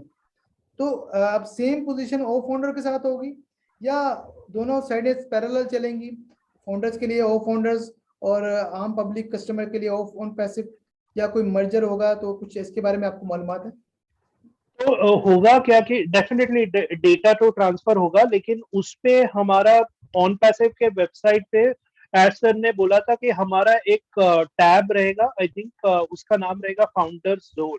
तो फाउंडर्स जोन में जो आई थिंक ओ फाउंडर्स है वो वैसे का वैसा रहेगा। तो लेकिन मैं अभी भी बोलता हूँ कि हमारी कंपनी डायनेमिक है, तो आपको एंगेज रहना पड़ेगा कि फाइनल में क्या आता है। हाँ, आई थिंक ये क्वेश्चंस, आई थिंक हमें इतना दिमाग नहीं लड़ाना है कि बाद में क्या होगा। जब जब वक्त आएगा तो हमें पता चल ही जाएगा तो क्या होगा। हमें उन चीजों पे फोकस करने की जरूरत है जो हमें चीजें अभी आ रही हैं, हमें बताई जा रही है। प्रोडक्ट के बारे में, अगर कोई प्रोडक्ट आती है उसके बारे में नॉलेज लें, इसका क्या फायदा होगा, अगर इन चीजों पे फोकस करेंगे तो ज्यादा बेहतर होगा। अच्छा सर, एक most important question, marketing campaign and bonus. तो लोग बोनस को लोगों ने पता नहीं क्या समझ लिया है। तो एक क्वेश्चन तो ये है कि नॉर्मली मार्केटिंग कैंपेन्स तब होती है जब लॉन्च हो जाती है कंपनी, तो उसमें अर्निंग के लिए क्या होता है, कंपेनिंग की जाती है, जिससे जो भी रेवेन्यू होता है उसको वो हमारी इनकम कहलाता है। लेकिन ऑन पैसिव में हम ये मार्केटिंग कैंपेन बिफोर लॉन्च कर रहे हैं। एक इसका पर्पस क्या है, और ये इसमें जो बोनस है वो कब और कैसे मिलेगा, तो इसके बारे में थोड़ा एक्सप्लेन करें। ये बहुत से लोग क्वेश्चन करते हैं। ओके, तो डेफिनेटली बहुत अच्छा सवाल है ये मार्केटिंग कैंपेन्स का, और बहुत हॉट टॉपिक है। तो पहले तो आपको समझना है कि मार्केटिंग कैंपेन्स ये जब भी हम मार्केटिंग कैंपेन्स बोलते हैं तो हमने एक मन में एक ऐसा उसका तैयारी कर दिया है कि ओके, मेरे हिसाब से मार्केटिंग कैंपेन्स ऐसे होने चाहिए। तो पहले वो दरवाजा खोलिए कि मार्केटिंग कैंपेन्स आपके जैसे होने चाहिए, वो निकालिए, वो थॉट प्रोसेस निकालिए। अभी क्या हो रहा है कि ये एक टर्म बोलते हैं बज मार्केटिंग। बज यानी क्या कि अब लोगों को दिखाना कि हम यहाँ पे है, दुबई में है। अगर आप दुबई में देख रहे हो तो लोग मैं तो बोलता हूँ कि उसको दुबई सिटी कम और ऑन पैसिव सिटी ज्यादा लग रही थी जब भी वो दिखा रहे थे। तो बहुत बज है, बज मार्केटिंग, यानी उसके बारे में बहुत, यानी उसके बारे में बहुत बताया जा रहा है कि हम यहाँ पे है। तो जब भी लोगों को दिखाई पड़ेगा कि ओके, ऑन पैसिव मैंने देखा था, और जब भी बाद में जब भी एक्चुअल मार्केटिंग कैंपेन्स होंगे, अरे हाँ ये ऑन पैसिव था, तो तभी लोग ज्यादा अट्रैक्शन रहेगा। तो ये 2022 का मार्केटिंग है। मार्केटिंग है ना, ये अलग अलग अलग अलग ट्रेंड्स होते हैं। तो ये 2022 का ट्रेंड है।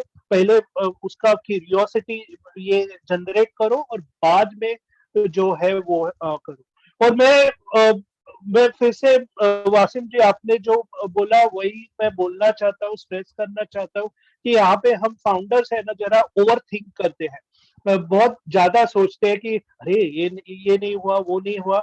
मैं तो सिंपल सोचता हूँ, सिंपल सोच रखिए। आप फाउंडर है, आप एंजॉय कीजिए। यहाँ पे 20 साल आपका एक्सपीरियंस मार्केटिंग में क्या 20 साल है? अगर आपका एक्सपीरियंस 20 साल है तो आप सोचिए। अगर आपका मार्केटिंग में जीरो एक्सपीरियंस है, तो जो जिसका 20 साल का एक्सपीरियंस है उसको करने दीजिए। उनको मालूम है क्या बेस्ट है, क्या चलता है, कहाँ से ट्रैफिक आएगा, कि क्या बेस्ट कन्वर्ट होंगे। तो उनको करने दीजिए, एंजॉय कीजिए। अभी रही बात बोनस की, हमें मालूम नहीं क्यों हम बोनस के बारे में अ, बहुत सोचते हैं। हमें मेरे को कभी कभी लगता है कि लोगों को सिर्फ बोनस चाहिए, लॉन्च चाहिए ही नहीं। तो बड़ा पिक्चर देखिए। अगर आपको कल बोला जाए कि हम कल लॉन्च हो रहे हैं और बोनस वो नहीं आएगा लेकिन लॉन्च हो जाएंगे, तो आप, आई डोंट नो लोगों का रिएक्शन क्या रहेगा।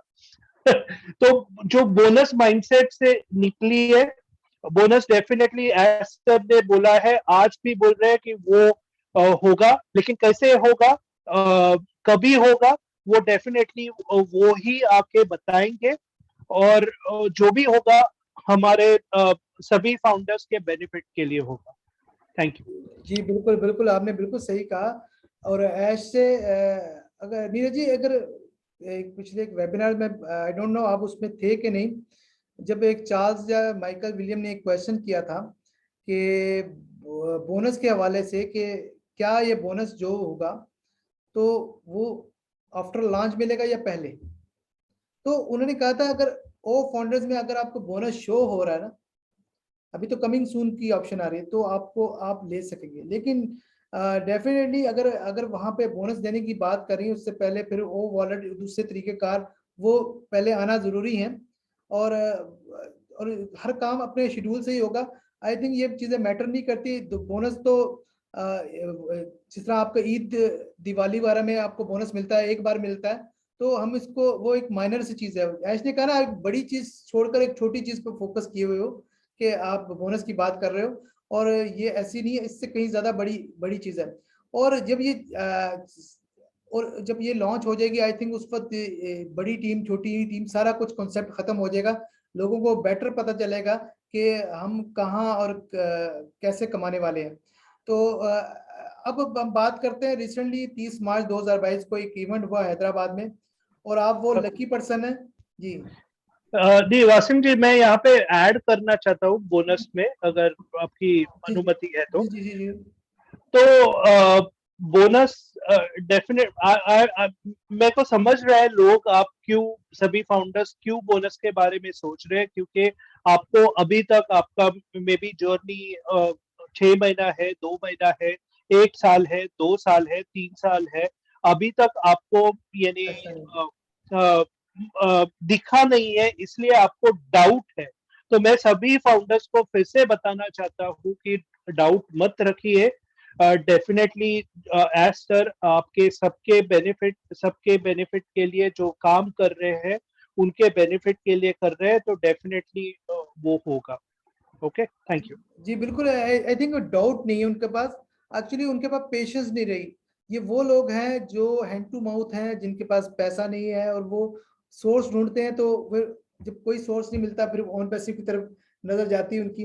तो लेकिन मिस्टर ऐश ने उन्हें शुरू में ही कह दिया था कि आप जो काम कर रहे हैं करें, क्योंकि ये पेशेंस वाला काम है। जब भी होगा तो आपको बहुत बेनिफिट देगा, और आपकी एक्सपेक्टेशन से ज्यादा होगा। उसके बाद आपको कोई काम करने की जरूरत नहीं पड़ेगी। अच्छा नीरज जी, आप खुशकिस्मत हैं कि लकी हैं कि आप 2 बार हैदराबाद जा चुके हैं। एक दफा 2020 में गए थे, और अब 2022 में। एक तो ये बताएं कि वो आप अपनी फीलिंग बताइए कि वो आपका एक्सपीरियंस कैसा रहा, और जो पहले गए थे और इस ट्रिप में क्या डिफरेंस आपने फील किया जी। सबसे पहले मुबारकबाद देता हूँ, कंग्रेचुलेशन। आप डबल आप वहां जा चुके हैं। और थैंक यू। मैं भी बहुत खुशकिस्मत हो सकता था अगर मैं वहां पहुंच जाता, क्योंकि इनविटेशन मुझे भी मिला था, आपको पता है। बट वीजा इशू की वजह से मैं नहीं जा सका। बट आई थिंक ये चीजें मैटर नहीं करती कि आप वहां गए या ना, क्योंकि कंपनी का विजन इतना ऊंचा बड़ा है, तो ये चीजें फिर बहुत छोटी रह जाती हैं। जी जी प्लीज, अब बात करें प्लीज। ओके, पहले तो मैं बताना चाहता हूँ कि आप लकी पर्सन रहोगे जो दुबई जाओगे हैदराबाद से। आई थिंक और अच्छा बुर्ज खलीफा में जाओगे, तो आप ज्यादा लकी रहोगे। एनीवे मैं बहुत लकी था, तो 2 बार जा चुका हूँ हैदराबाद में। फर्स्ट टाइम का एक्सपीरियंस एकदम यूनिक था, किसी को मालूम नहीं था कि क्या एक्सपेक्टेड है। तो स्टार्टिंग फ्रॉम एयरपोर्ट बहुत ऐसा सेलिब्रिटी जैसा वेलकम हुआ, तो बहुत अच्छा लगता है कि आपका वैसा वेलकम होता है। बिलीव मी, आपके आई एम श्योर कि मेरे रिलेटिव्स, बहुत क्लोज रिलेटिव्स ने भी ऐसा स्वागत नहीं किया रहेगा। मे बी मैं अमेरिका में भी अगर जाता 10 साल के बाद आता, तो भी ऐसा स्वागत नहीं रहता। तो बहुत अच्छा लगा। जो रिस्पेक्ट दे रहे हैं फाउंडर्स को, सभी एम्प्लॉइज कितने केयरिंग है सभी इसके लिए, फाउंडर्स के लिए, वो एक अलग ही लेवल का है। यानी एश जितना जैसे अब हम देखते हैं कि एश जितना रिस्पेक्ट देते हैं सभी को, वही जो इमोशंस है वो एम्प्लॉयज के ऊपर आ चुके हैं, और वही सेम डिलीवर होते हैं। तो बहुत मजा आया था। बहुत अच्छे होटल में हम रह रहे थे, कंफर्ट लेवल बहुत अच्छा था, खाने पीने का सबका ख्याल रखा गया था। अभी आते हैं कि ऑफिस के बारे में। ऑफिस टूर हुआ था, ऑफिस में सभी एम्प्लॉयज से बात हुआ था, तो बहुत अच्छा लगा। फिर से बताना चाहूंगा, अगर किसी को भी डाउट है कि यहाँ पे एम्प्लॉयज है क्या, तो दो दो बार जा चुका हूँ। प्लीज प्लीज प्लीज अंडरस्टैंड, यहाँ पे एम्प्लॉयज है और वो काम कर रहे हैं। तो अगर कोई मन में डाउट है तो प्लीज निकाल दीजिए। तो ये एक्सपीरियंस है, starting from flight flight tickets booking to यानी रिसीविंग और वो सब। तो ये यूनिक एक्सपीरियंस था। दूसरे बार अगर जब भी गया था तो मैं आप फैक्ट बता रहा हूँ कि ये मेरे को मालूम अभी सेकंड टाइम जब भी जा रहे थे तभी एक्सपेक्टेड था कि ये जो पहली बार हुआ है वो वैसा ही रहेगा, ये एक्सपेक्टेड था। और वैसा ही हुआ एयरपोर्ट में, वो सब वैसा ही हुआ। हम होटल में गए, सब एक साथ मिले। और लेकिन जो एक एक बोलते हैं ना कि एक पहला लेवल रहता है, बाद में दूसरा लेवल, तो इस बार एक सेकंड लेवल का एक्सपीरियंस मिला। यानी फॉर एग्जांपल छोटी छोटी चीजें रहती है, बहुत मैटर करती है कि यहाँ पे जो फूड हमारे को जो पानी देने वाले लोग हैं या स्नैक्स देने वाले जो सर्वेंट्स या हाउसकीपिंग बोलते हैं, हाउसकीपिंग के जो है उनके ऊपर उनके फेस पे भी इतना स्माइल था, बहुत अच्छा लग रहा था। जैसे आई एम श्योर कि ये पाकिस्तान वेडिंग में भी होता रहेगा कि जब भी आप वेडिंग किसी की वाइफ और ग्रूम का वेडिंग है तो वो वाइफ या ग्रूम के फैमिली के लोग आते हैं, बुफे अगर है तो वो आते हैं, आपने आपने खाया ना सर, अच्छा लगा और कुछ चाहिए तो ले लो। ऐसे हाउसकीपिंग वाले आके हमें बोल रहे थे, तो ये वो एक तरह का एटमॉस्फेयर था। तो आप समझ सकते हो कि वो लेवल पे ये था। तो और अपार्ट फ्रॉम दैट तो जो अनाउंसमेंट था तो वो एक लाइव आप डेफिनेटली आपको बॉस्टन बॉस्टन का ही दिखा होगा, लेकिन हैदराबाद में जो 50 लोग गए थे, अराउंड 50 नहीं, थोड़े कम थे, लेकिन जो एक सेंस ऑफ अचीवमेंट था वो एक अलग लेवल पे ही था कि हमें लगा कि हमने कुछ अकम्प्लिश किया है, हमने कुछ पा लिया है। और एक सभी सभी सभी लोगों के गले मिल रहे थे, मैटर नहीं कर रहा था कि मैं आपके टीम का हूँ, मेरी आपसे दुश्मनी है, मेरी आपसे दुश्मनी है नहीं, मैटर नहीं कर रहा था। हम सब वहां पे फाउंडर्स थे और हम सब सभी प्राउड थे कि हम अभी टॉप ऑफ द वर्ल्ड बुर्ज खलीफा में। तो वो एक फीलिंग थी। तो ये तो आपको कई लोग ऐसे होंगे जिन्हें आप सिर्फ वर्चुअली जानते होंगे और आपकी फर्स्ट टाइम मुलाकात हुई होगी। तो डेफिनेटली आप जब पहले विजिट में तो आपको आई थिंक जितने भी एलसीज वगैरह लीडर्स आपको मिल चुके होंगे, और सेकंड में आपको जो दूसरे जो लोग गए थे जो बहुत एक्टिवली काम कर रहे हैं वेबिनार्स के सिलसिले में, आई थिंक एक अच्छा एक डिसीजन था मिस्टर ऐश का उन सबको ट्रिब्यूट के लिए, उनको अप्रिशिएट करने के लिए। आई थिंक अप्रिसिएशन से काफ़ी हौसले बढ़ जाते हैं और हमें हमें यानी मोटिवेशन मिलती है हम आगे हमने क्या कर रहा है। अच्छा सर, वो मोमेंट बताइए कि जब बुर्ज खलीफा में आपने वो देखा, तो वो क्या चीज थी, वो अपनी फीलिंग बताइए, क्योंकि मैं हम तो वर्चुअली देख रहे थे, लेकिन आप आई डोंट नो कि उस वक्त आप सही तरह उस चीज को देख सके या नहीं देख सके, क्योंकि मैं समझ रहा हूँ कि जब आप एक कहीं होते हैं इवेंट में होते हो तो वहां पर तो काफी चीजें होती चल रही होती हैं, लोग भी होते हैं, शोर भी होता है, तो शायद आप उस तरह उस चीज को नहीं देख सके या एंजॉय नहीं कर सके।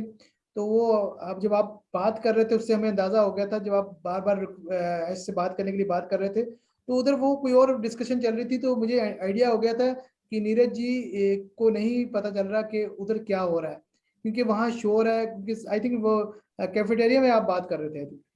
तो वो तो वहाँ का बताएं, वो कैसा फीलिंग थी जब बुर्ज खलीफा वाली जब ऐड चली थी।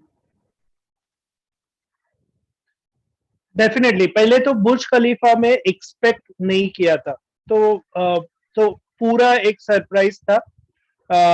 और एक जैसे जैसे एक होती है ना फीलिंग, यानी कि आप फॉर एग्जांपल मैं एक क्रिकेट फैन हूँ, तो क्रिकेट में आप अगर टीवी पे रिकॉर्डिंग देखते हो और एक लाइव ऐसा देखते हो तो अलग अलग फीलिंग होती है। तो यहाँ पे मेरे को वो जो लाइव का फीलिंग आ रही थी यहाँ पे, यानी जब भी वो अनाउंस हुआ हमें तो लगा कि हम लॉन्च हो गए। हमें हमें तो लगा कि हम लॉन्च हो गए। और सभी गले, जैसे मैंने बोला कि सभी गले मिल रहे थे, कि बहुत बहुत खुश थे, एम्प्लॉयज भी बहुत खुश थे। दोनों दोनों यानी एम्प्लॉयज भी खुश थे, फाउंडर्स भी खुश थे। एक बहुत एटमॉस्फेयर बहुत अच्छा था।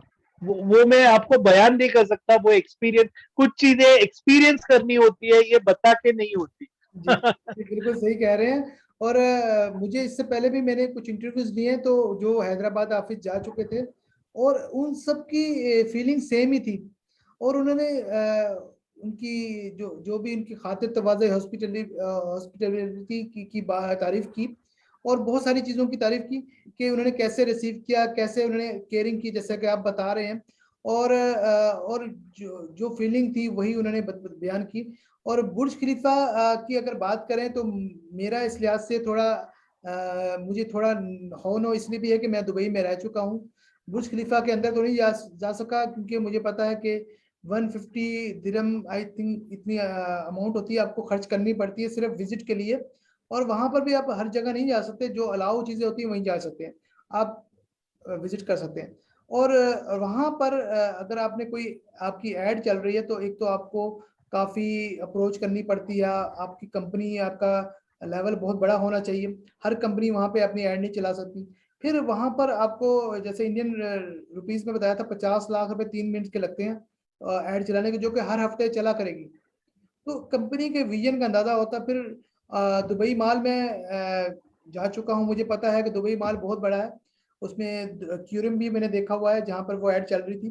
तो उसको अगर जल्दी जल्दी में विजिट करें तो एक दिन बड़ी मुश्किल से लगता है दुबई मॉल को, यानी इतना बड़ा दुबई मॉल है, वहाँ पे 120 स्क्रीन का लगना।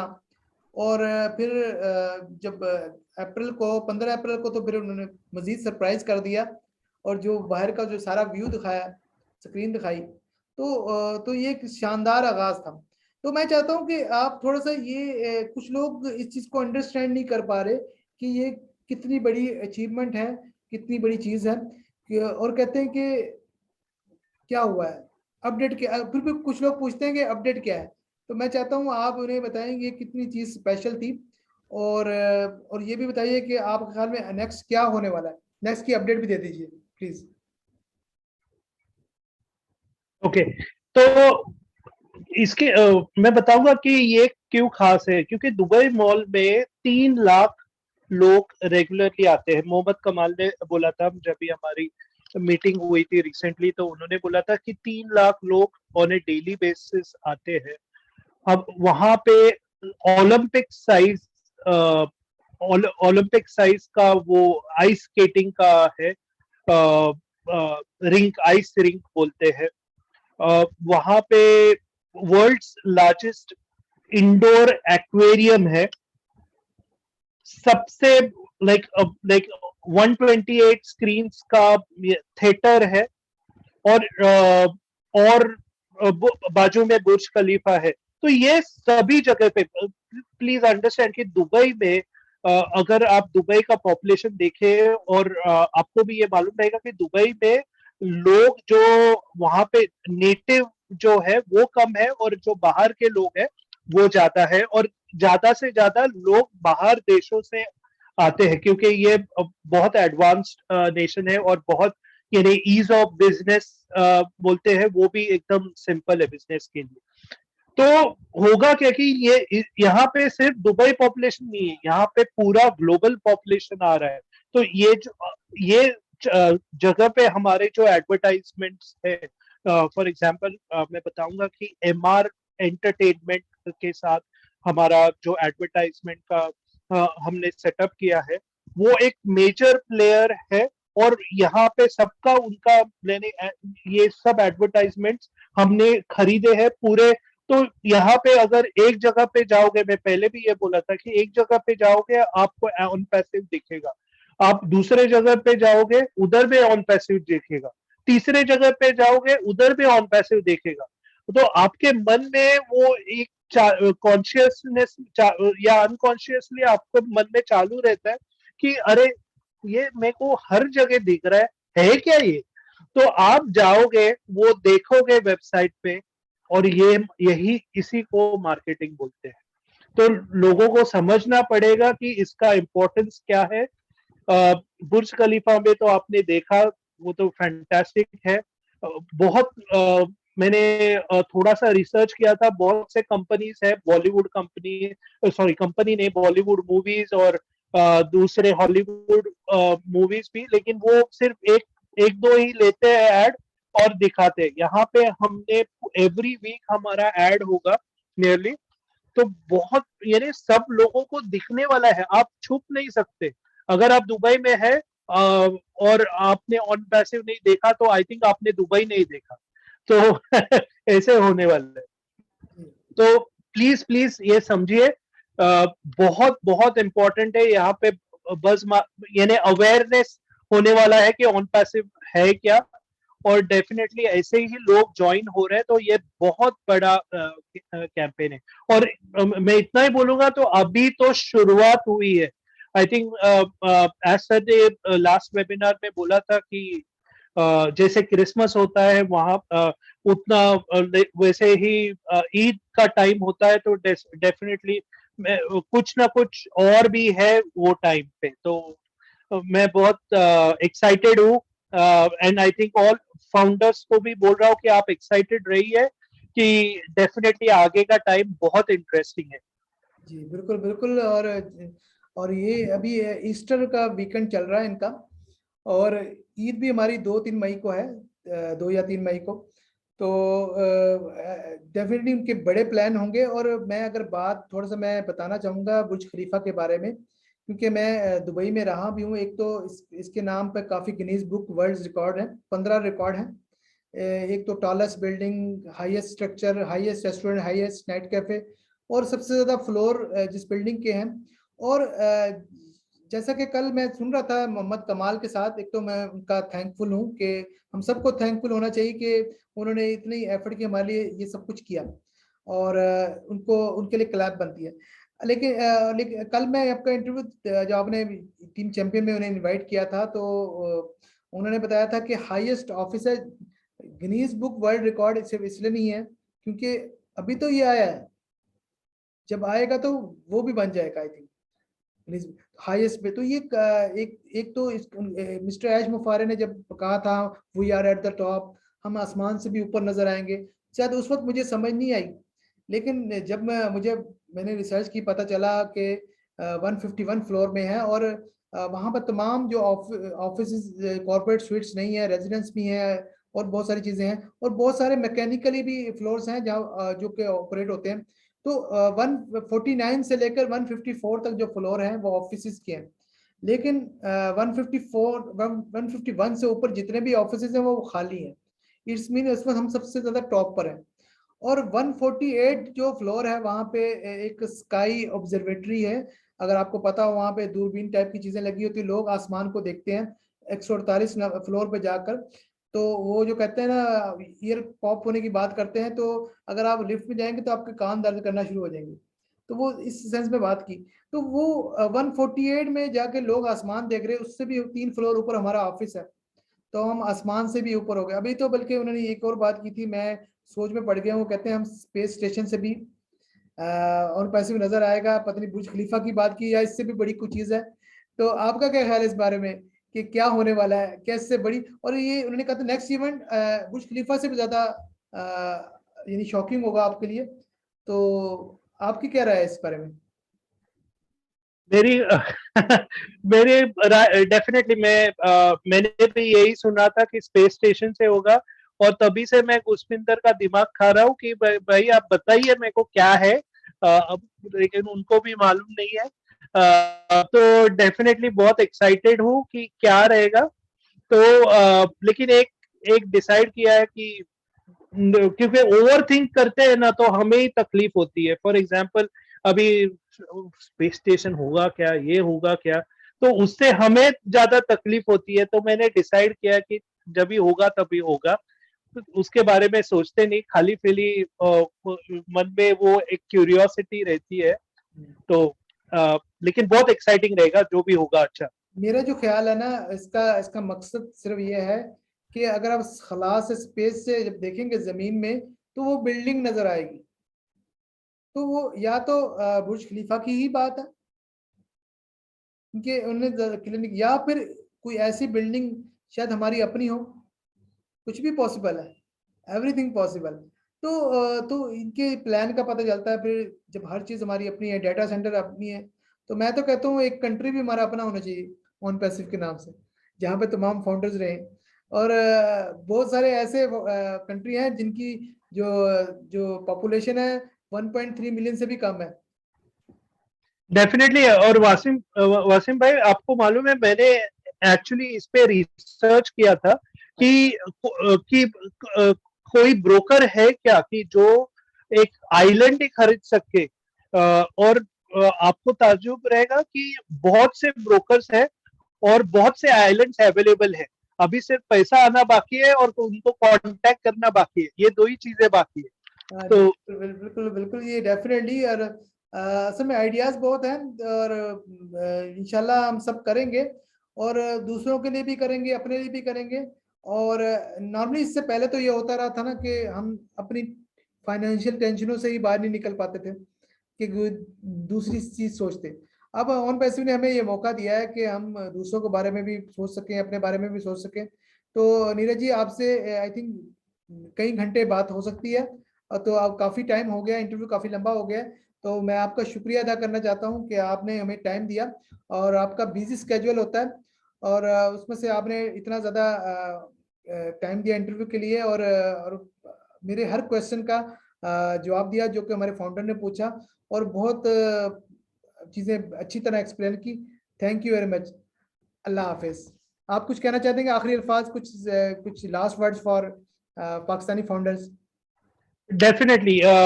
First of all Wasim ji, thank you opportunity के लिए, ये इंटरव्यू के लिए। सभी फाउंडर्स को बताना चाहता हूँ, कोई भी पाकिस्तानी फाउंडर्स है, इंडियन फाउंडर्स है, all over the world founders, कि एंजॉय द प्रोसेस। आप एक बहुत अच्छे बिजनेस में हो। आपका आपके जो सीईओ है वो वंडरफुल है। और डेफिनेटली हम आगे जाके सभी लोग मिलेंगे। Thank you very much. इंशाल्लाह। अल्लाह हाफिज, अल्लाह हाफिज, अल्लाह हाफिज।